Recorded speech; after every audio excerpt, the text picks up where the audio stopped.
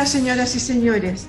Hoy día vamos a conversar sobre un tema que, por Dios, que ha estado presente, sobre todo en tiempos de pandemia. Vamos a hablar de emprendimiento en Chile. Hace muy poco, recientemente, ha terminado la llamada Semana de la Pyme, que estaba llamada por el Ministerio. Así que vamos a hablar hoy día con Vesna Mandakovic. Ella es directora del Instituto de Emprendimiento de la Universidad del Desarrollo. Ella es ingeniero comercial, magíster y doctora en economía. ¿Cómo estás tú? Buen día, gracias por recibirnos. Hola Miriam, muy bien, gracias. Encantada de estar contigo. A ver, Vesna, hablemos un poquito de emprendimiento, ¿te parece? Yo recién decía que hace muy poquito, recientemente, terminó la Semana de las Pymes. Cuéntame un Así es. poco, ¿qué se espera con estas semanas, porque hay varias, hay unas que son por el Ministerio, hay otras que son llamadas por la Corfo, hay otras que son llamadas por la misma organización de las pymes, etcétera. ¿Qué se espera con estas semanas? ¿Qué se hace en estas semanas?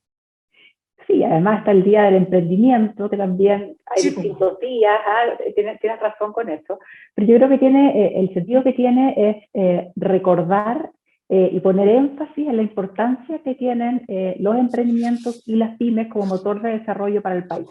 Yo creo que producto de la pandemia ha sido mucho más claro y mucho más visible el rol que tenían las pymes, ¿cierto? Las micro y las MIPYMES, las micro, pequeñas y medianas empresas en nuestro país, en definitiva. Vimos cómo salieron, tuvieron que reinventarse algunas, otras no tuvieron la capacidad de reinventarse y por lo tanto vimos cómo se destruyeron o tuvieron que cerrar algunas de estas pymes. Por lo tanto, estas semanas lo que tienden a hacer es a visibilizar a estas empresas, a hablar de sus temas, hablar de los temas que más les aquejan, ¿cierto? Que son habitualmente asociados a financiamiento. También se habló mucho durante esta semana en particular de la dificultad que hay para conseguir capital humano, ¿cierto? Post pandemia, porque ahora hay nuevos requerimientos además de las empresas, y por otro lado también los trabajadores se dieron cuenta que también por la pandemia ahora ellos quieren otras cosas. Nos replanteamos también todos un poco lo que queríamos, cómo queríamos trabajar, qué esperábamos de nuestro trabajo. Entonces hay ahí, ¿cierto?, un proceso de ajuste y por lo tanto fueron distintos un poco los temas de este año versus los temas que habíamos visto, por lo menos que se habían planteado años anteriores. A ver, vamos desmenuzando esta cuestión. Tú dijiste varias cosas que las quiero ir profundizando un poquito más. Sabemos que el emprendimiento es un motor, es uno de los motores en Chile de la economía, ¿no? Y no solamente en Chile. Y es vital para el funcionamiento de algunas empresas, el abastecimiento a lo mejor de grandes empresas. Cuéntame, durante la pandemia, ¿esto se vio mermado, se vio mejorado? Porque como tú decías, durante la pandemia hubo muchas empresas que tuvieron que cerrar porque no les dio para más el cuero, pero también hubo otros emprendimientos que aparecieron. Cuéntame un Así es. poquito en forma global, ¿qué pasa con estas pymes que de tanto se habla y que no siempre tenemos conciencia de cuáles son? Efectivamente, el tema de las pymes, y siempre también lo hablamos, el tema de emprendimiento, se usa mucho, ¿cierto? Usamos el pyme ya es como una palabra que define a muchas empresas, pero las pymes son empresas que son muy heterogéneas, son de distintos sectores y son de distintos tamaños también, ¿ya? En general, una pyme puede llegar a vender, una empresa mediana puede llegar a vender, no sé, 100.000 UF, ese es como el tope, el límite superior, entre 2.400, 25.000 UF anual. Entonces uno dice, hay diferencias entre lo que decimos que es una pyme. Ese es el primer punto. El segundo Ay, tiene que ver con los sectores. perdona, te voy a interrumpir en el primer punto. A ver, hay diferencias fundamentales porque, por ejemplo, una persona que se dedicó a hacer un emprendimiento, te voy a inventar, no sé, de comida saludable, y que le empezó a vender a los vecinos, también es un emprendimiento, también es una pyme, Pero o, esa no es una pyme. o ¿Te no fijas? es, esa es mi Esa no es pregunta. una pyme. La definición de pyme es súper clara porque se hace como, las pymes se definen en el mundo, hay distintas definiciones de pyme que tienen que ver con, o con las ventas, ya con volúmenes de venta, o con número de trabajadores, ¿ya? Antes usaba mucho más el número de trabajadores, pero después, dado los cambios tecnológicos, de repente hay empresas que tienen ventas muy altas, pero requieren poco capital humano porque están más automatizadas, por ejemplo. Claro. Entonces, había un consenso en torno a que tiene que ver con las ventas. La categorización de PYME son pequeñas y medianas empresas.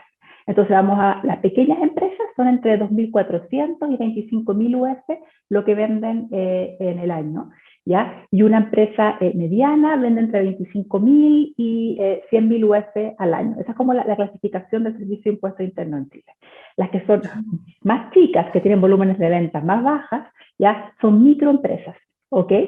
Entonces tenemos, por eso se habla de las MIPYMES cuando queremos abarcar a todo este grupo, y después ya hablamos de las grandes, que son las que venden más, ¿cierto? De 100.000 UF al año. Entonces, te fijas que son la heterogeneidad en el nivel de ventas determina como la categoría en la que está cada una de ellas, y por eso es tan importante tenerla clara, porque hay incentivos o hay políticas del Estado, del gobierno, que están asociadas al tamaño de las empresas, ¿cierto? Y siempre hay una discusión entre dónde uno pone el umbral, porque de repente pasaban en algunos países o ciertas políticas públicas que uno dice, bueno, hasta si tienen más de 25 empleados o trabajadores o menos, y las empresas lo que hacían es que llegaban hasta ahí, creaban otro RUT y creaban otra empresa con ese tamaño para acogerse a ese tipo de beneficios, por ejemplo. Entonces, es un tema bien sensible para el diseño de políticas públicas donde uno pone ese umbral, ¿ya? Pero sí, cuando hablamos de micro, pequeñas y medianas empresas, envolvemos a un grupo bastante grande y bastante heterogéneo, como decías tú, una persona que tiene un emprendimiento que está partiendo, que probablemente es autoempleo, que está trabajando solo, que no ha contratado a nadie todavía, ¿cierto? Que puede, y ese es otro tema, que puede estar formal o puede ser informal, que estamos viendo también que está pasando en pandemia. Vemos estos negocios que han surgido con ventas y canales de distribución muy distintos a los de antes. Ahora, sobre todo en el mundo como minorista, ¿cierto? Ventas por Instagram, ¿cierto? Que llegas directamente al consumidor, y esas habitualmente son informales, ¿ok? Entonces, ha cambiado dada la forma en que estamos comprando y la forma en que estas pequeñas empresas se están relacionando con sus consumidores, ha cambiado la forma también en que están funcionando. Entonces, claro, tú me preguntabas por las pymes y cómo ellos hacían como los canales de distribución para empresas más grandes, y vimos que efectivamente acá también la pandemia fue heterogénea, porque la pandemia, a ver, en la práctica para las empresas, el punto fue que hubo temas de confinamiento y que no podías estar, ¿cierto? No podías abrir ciertos negocios por temas de aforo o porque simplemente no podíamos salir. ¿Te acuerdas que estábamos ahí? Entonces, los restaurantes, los servicios, hotelería, todo eso se vio impactado mucho más. Uno ve las cifras y esos sectores se vieron mucho más impactados. Esos sectores tuvieron la mayor cantidad de empresas que tuvieron que cerrar o acogerse a la ley de protección al empleo, por ejemplo, que fueron sectores que se vieron mucho más afectados por la pandemia, dadas las características del confinamiento. O sea, la forma que tuvimos de protegernos, ¿cierto?, hizo que se paralizaran ciertos sectores, mientras otros fue una ventana de oportunidades, ¿cierto? Por ejemplo, todas las empresas relacionadas con logística que aparecieron. Esta es la última milla, ¿cierto? Uno ve, antes eran un par de empresas que hacían la distribución final desde la tienda al consumidor, porque había poca gente que compraba por internet, ahora eran mucho más. El consumidor necesitaba que esto llegara rápido, las empresas necesitaban, ¿cierto?, entregar sus productos de manera más rápida, entonces se crearon muchas empresas asociadas a temas logísticos, ¿ya? No tengo la cifra ahora, pero ese es un sector, por ejemplo, que se desarrolló de manera importante y que hubo emprendimientos en torno a ese tipo de soluciones, porque funcionamos, como te decía, de manera distinta y yo creo que cambiaron ciertas formas y comportamientos de consumo, ¿ya? Que hicieron que hubiese otras necesidades. No sé, la importancia, ¿cierto?, ahora las ventas que hubo de temas asociados a tecnología, las mismas sillas, ¿cierto?, para trabajar, ahora tuvimos que trabajar desde nuestras casas. Entonces aparecieron un montón, ¿cierto?, de emprendimientos y negocios que estaban asociados a cosas de trabajo en el hogar, ¿cierto? O sea, necesitábamos impresoras, no había tinta, hubo una escasez de ciertos productos, porque una necesidad que era rápida, que había que cubrir, y por lo tanto se desarrollaron y se registraron más importaciones en torno a ese tema, y también hubo nuevas personas que empezaron a importar y vender ese tipo de productos. Entonces, hubo un aumento en el número de empresas que se crearon en el país, formales. Se crearon más empresas en Chile.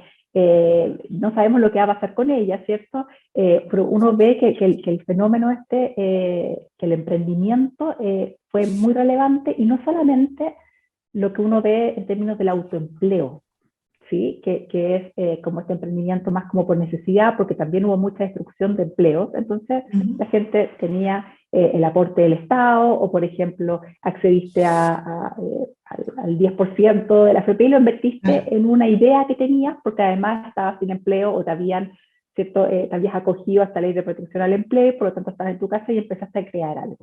Ese es un tipo de emprendimiento que habitualmente no fue formalizado, pero hubo otros que sí se formalizaron, ¿ya? Y que me imagino que se formalizaron y además han ido creciendo en el tiempo, sospecho.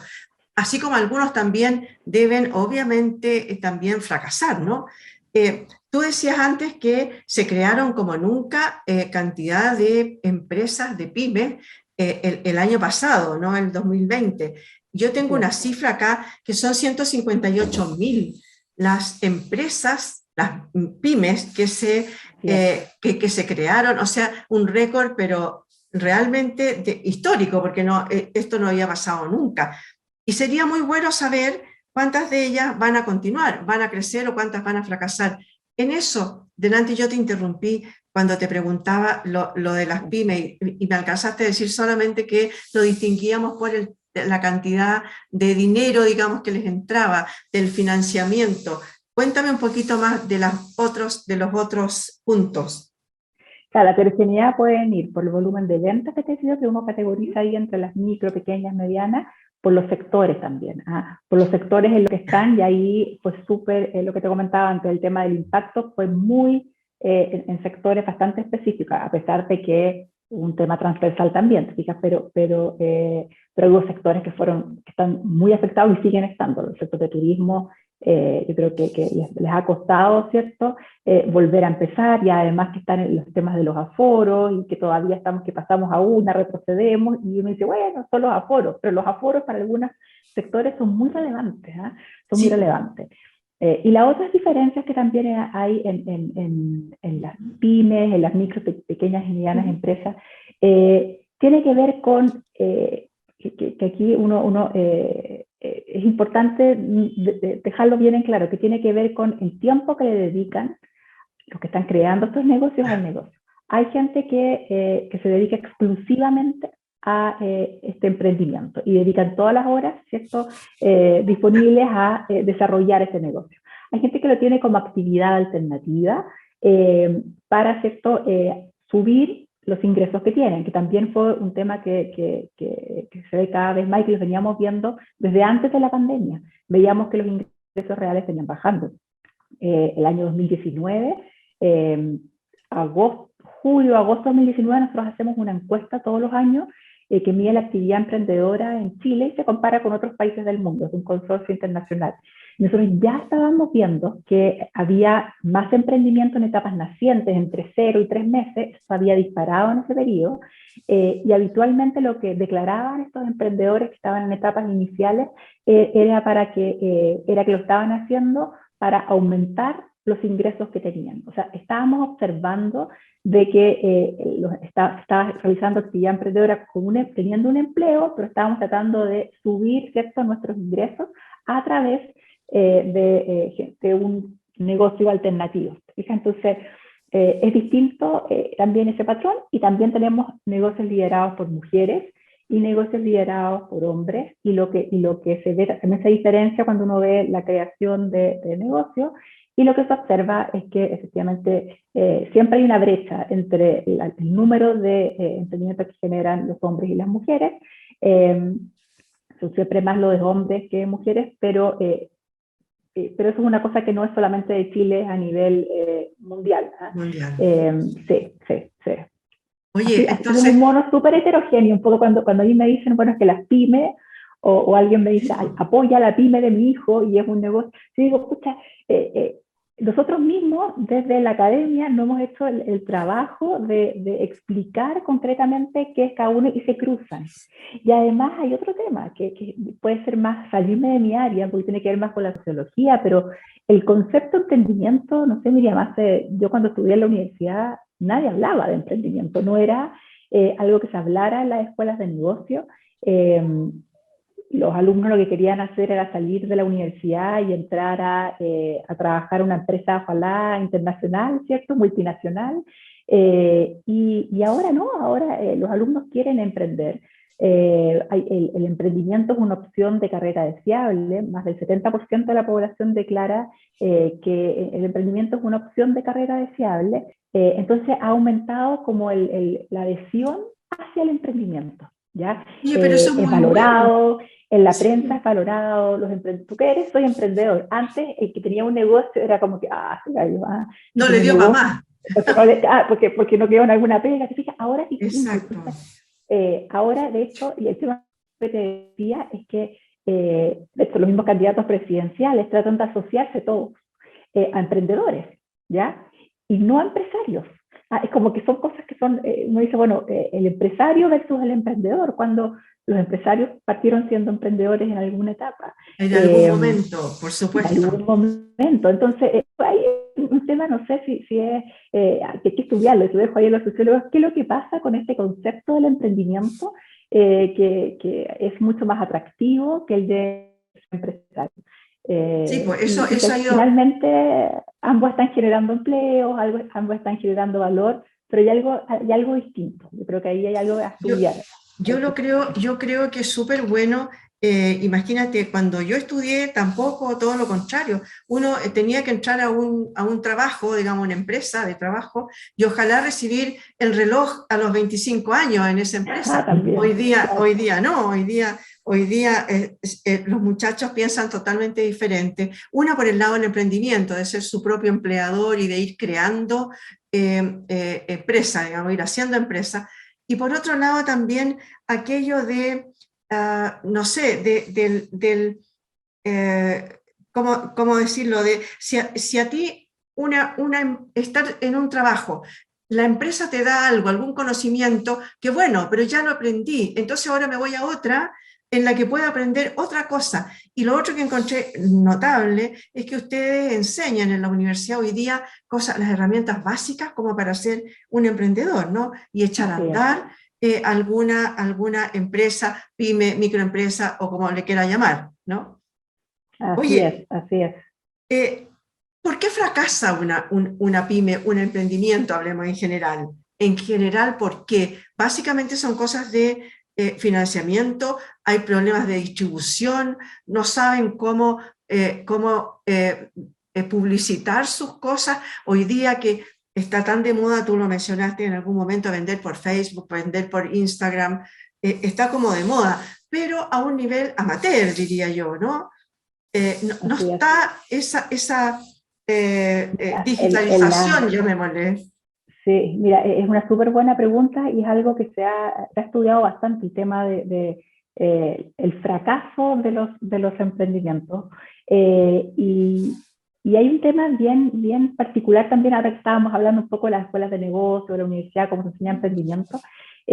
Cuando uno diseña el plan de negocio, cuando está partiendo, uno le pide a los alumnos y en los MBA y en todos los programas en que planeen la estrategia de salida, ¿ya? Que como la visión que uno tenía antes era que estamos hablando delante, esta comparación que hicimos, Miriam, ¿cierto? Antes uno creaba el negocio y ojalá pasara de generación en generación. ¿Ah? Ahora no. Ahora, de hecho que viene muy de la cultura norteamericana y de los textos de allá, es, bueno, ¿cuál es tu estrategia de salida? ¿Ya? ¿Vas a vender? ¿Quieres crecer? ¿Quieres levantar capital y por lo tanto perder un poco de control y entregarle a otros también control para poder hacer crecer este negocio? Entonces se define ex ante la estrategia de salida. Entonces uno como que habitualmente asociaba la salida como un fracaso. Pero no, la salida puede ser un tremendo éxito. Ya lo vendiste a un valor muy alto y es una salida exitosa y ya dejó de ser tu emprendimiento, tu hijo, como que hay que soltar, que era un poco distinto a cómo se veía antes, y a la cultura latinoamericana y iberoamericana, yo creo que tiene que ver con esto de las empresas familiares también, que era algo que pasaba de generación en generación. Entonces, dejando de lado eso, pensando que estamos preguntándonos por qué fracasan en el sentido de no fue mal, ¿cierto? Bueno, habitualmente tiene que ver con, sobre todo en las más pequeñas, ¿cierto? Las microempresas que están partiendo en la gestión de los flujos, en la gestión de la liquidez, ¿ya? El flujo, una cosa tan sencilla como el flujo de caja, cómo manejo este flujo de caja, cómo hago este como pedaleo que me están pagando. Por eso es una gran medida que apoyaron asociaciones de emprendedores, esto del pago a 30 días, adelantarlo, ¿cierto? Porque era un gran dolor que tenían los emprendedores, en definitiva, que las empresas les pagaban muy atrasados, ¿ya? Entonces ellos en el día a día empezaban a quedar ahogados. Está muy vinculado a la gestión del flujo, de los flujos de caja y temas asociados al financiamiento. Esa es como la principal razón. Ahora, otra razón que también está documentada, ¿cierto? Tiene que ver con lo que decías tú. Hay muchos emprendedores que se enamoran de las ideas que crearon, ¿ya?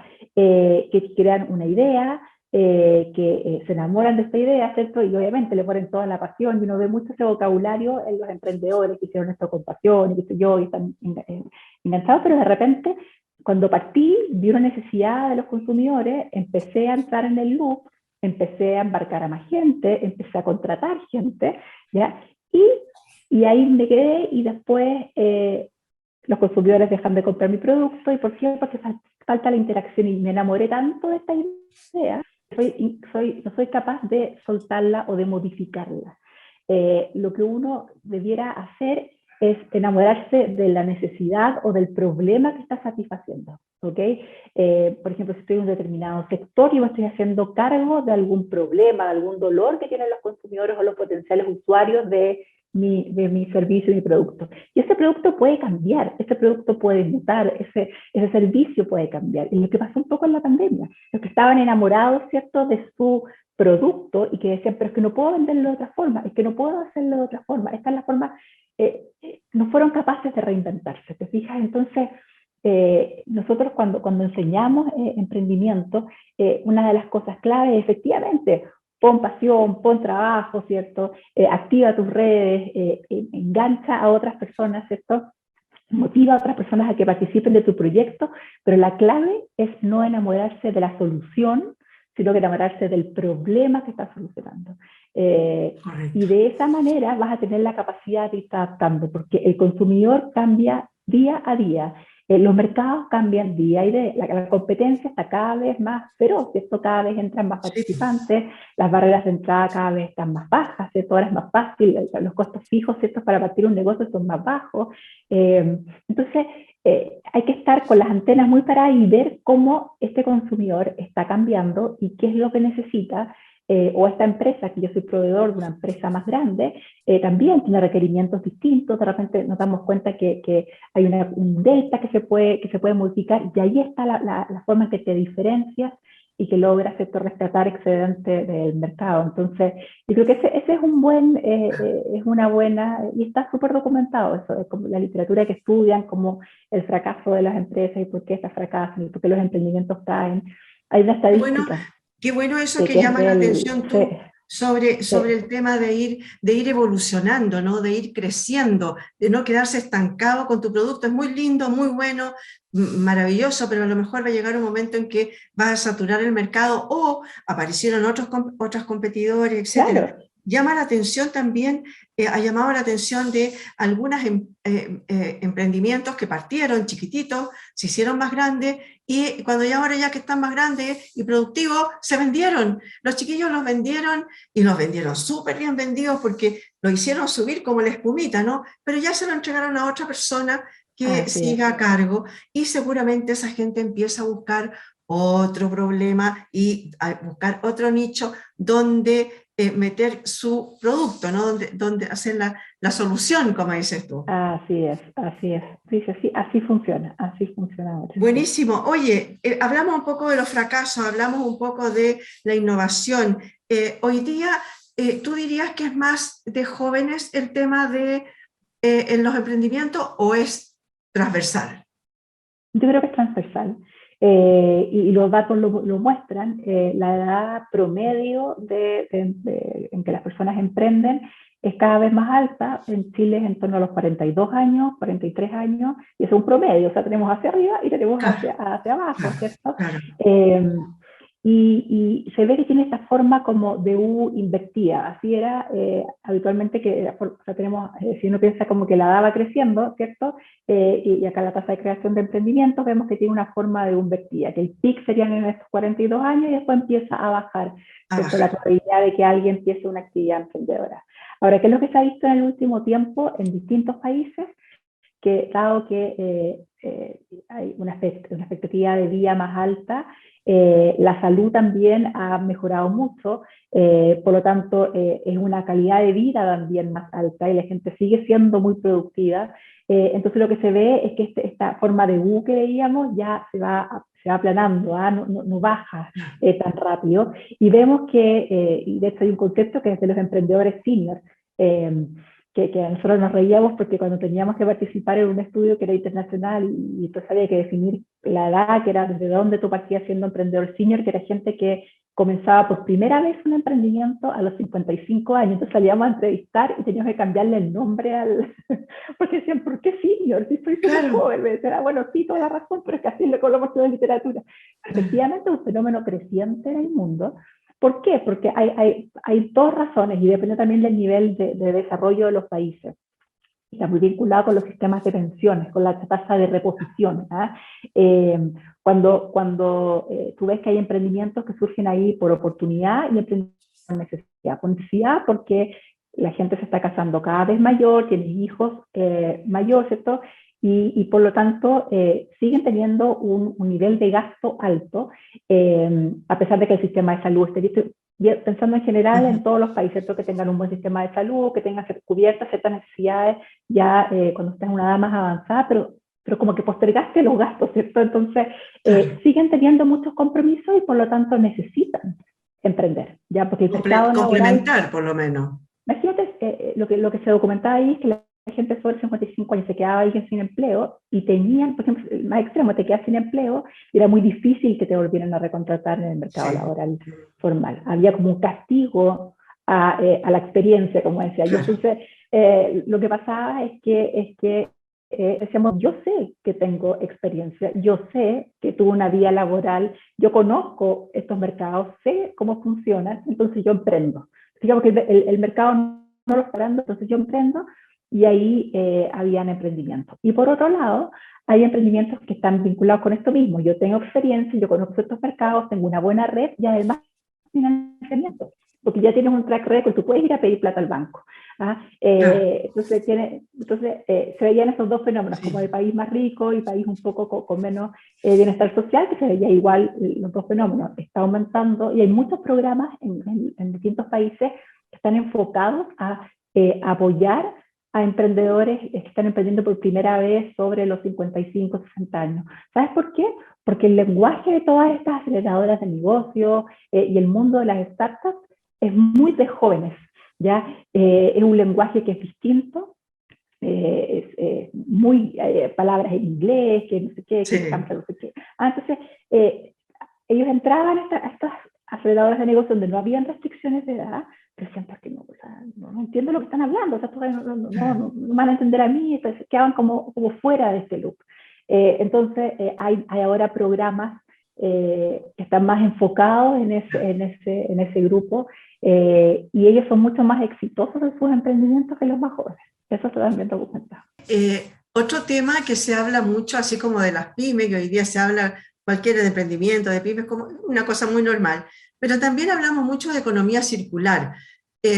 Cuéntanos un poquito cómo funcionan aquellas pymes, aquellos emprendimientos en general que se aprovechan de esta economía circular.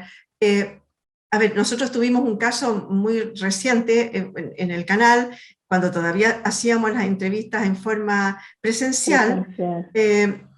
Fueron dos personas invitadas sin necesidad de haber tenido una afinidad para nada, no se conocían entre ellos. Nosotros los buscamos nomás. y resulta que uno era que hacía envases y el otro hacía tortas.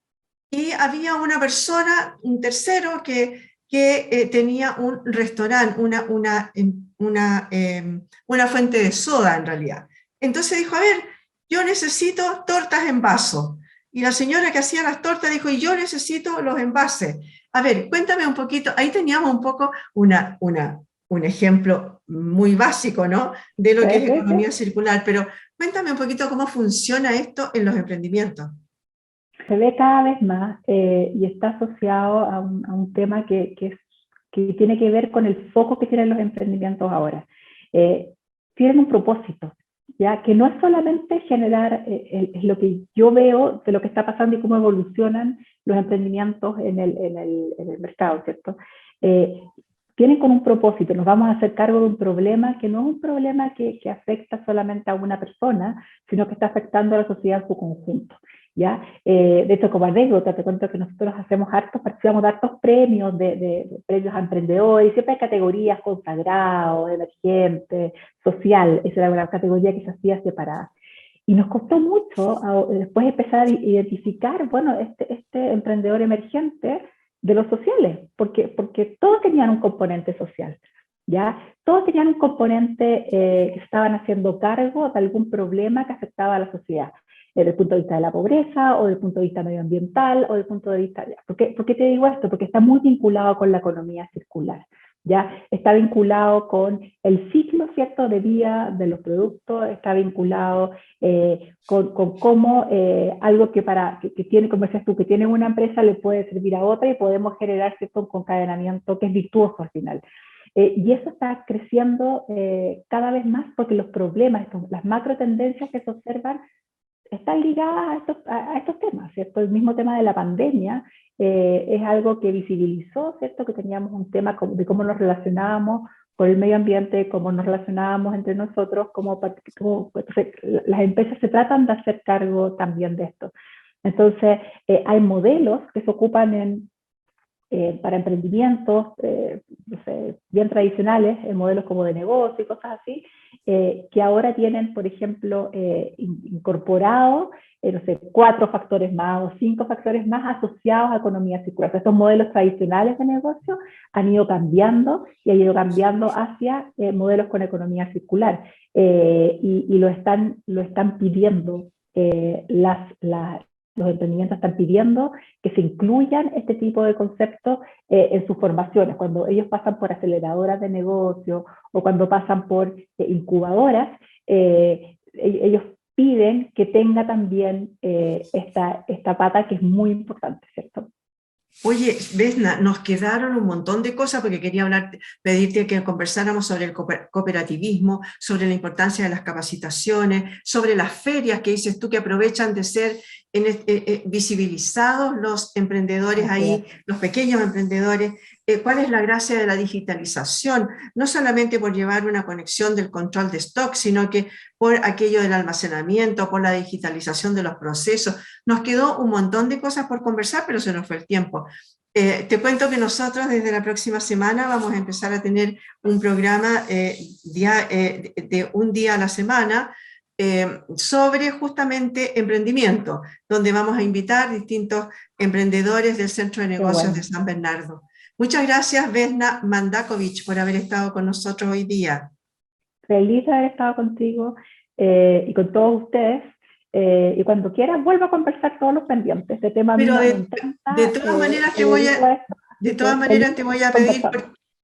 porque es sumamente importante, sobre todo, bueno, en la zona nuestra y no solamente en la zona, en todo Chile, ¿no? La cantidad de pymes que existen y la cantidad de microempresas que existen necesitan de tener este tipo de programas un poco más de fácil llegada, ¿no? Así como prender la televisión y poder escuchar a una experta como tú. Muchas gracias por haber estado hoy día con nosotros. Un abrazo y mucho éxito a todos. Muchas gracias a ustedes también, señoras y señores, por haber estado hoy día con nosotros. Esto fue En Tiempos de Coronavirus. Muchas gracias por haber estado ahí.